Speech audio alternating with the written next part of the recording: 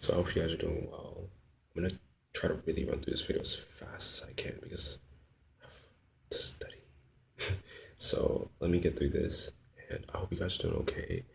I know some of you are like chilling, which is good. It's summer, it's time to chill and stuff. I know some of you guys are applying to schools, and I hope you guys are going through that. I'm not gonna talk too loud because I'm in the study room and I should be studying, but I'm not. But it's okay. I'll study after this, so we'll get into that. So, again, I hope you guys are doing awesome. If you have any comments, just shoot me a message. This is going to be kind of an update. This will be an update video on med school. So here we go. All right, so let's run through this. I don't want to make this video too long and I will not edit it. But anyway, let's get right into it, okay? Um, started medical school like 3 weeks ago. And wow, it's been amazing and crazy at the same time. Like a sandwich, a huge sandwich of awesomeness and craziness. Like that's what it's been. Sometimes I sit and study and I'm like, wow, like I cannot believe I'm here. Like I can't believe I'm in medical school. It's crazy. Like,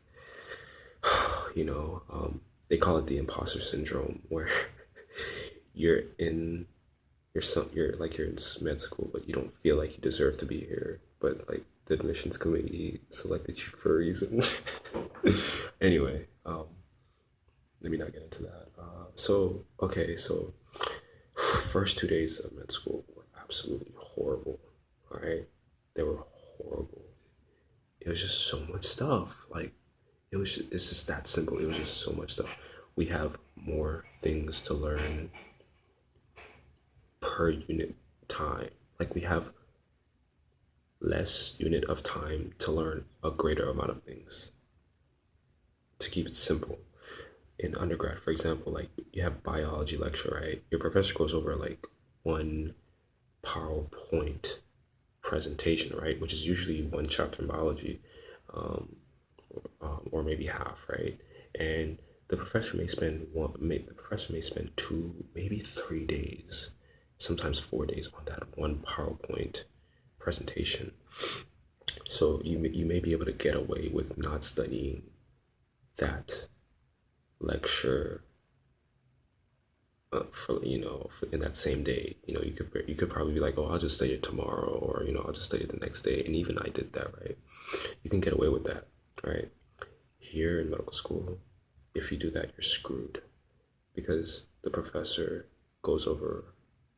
We're learning something every day. Like the professor goes through one PowerPoint slide in that same day, and if we don't try to master it, if I don't try to master the information in that PowerPoint presentation, I'm screwed because that information is connected to what we're doing in lab. Like for example, if you have a PowerPoint slide on your upper extremities, right, and we're learning all these muscles of the upper extremities and a few clinical significance, like learning the clinical significance of those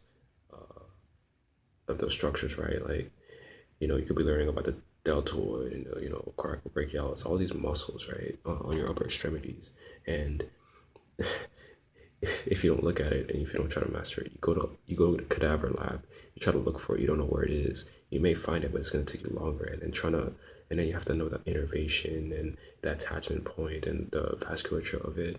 And it's like when you don't look at it before, you're screwed. You go in cadaver lab, and you're wasting your time. And then at the same time, when you do a physical examination, you have to understand why you're doing what you're doing. Like, why are you making the patient abduct their arm? What muscle is being tested? If they're not able to do it, which muscle is impaired, and what nerve is potentially damaged, and also what dermatome, like what area of their skin is losing sensory information, potentially from a nerve being damaged. Like everything is connected. And then you have a little embryo in there. And then you have to understand, things like, okay, like, where the placenta, like what derm layer does it come from, or what derm layer does um your skeletal muscles, all that come from. It's just a lot of stuff together. Um, and then being able to identify those same structures on a radiograph, or any kind of radiological imaging. So everything is connected, and if you don't look at the lecture material that same day and try to master it, you're screwed. point blank and period. And that's what makes it crazy. Um, it's I don't like the fire hose analogy because people die from drinking too much water. It's um, but I don't think as much people die from marathons.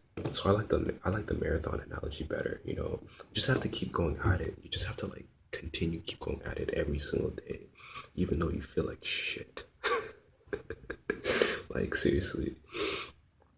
But it's good to chill. It's good to relax. Okay, it's good to relax.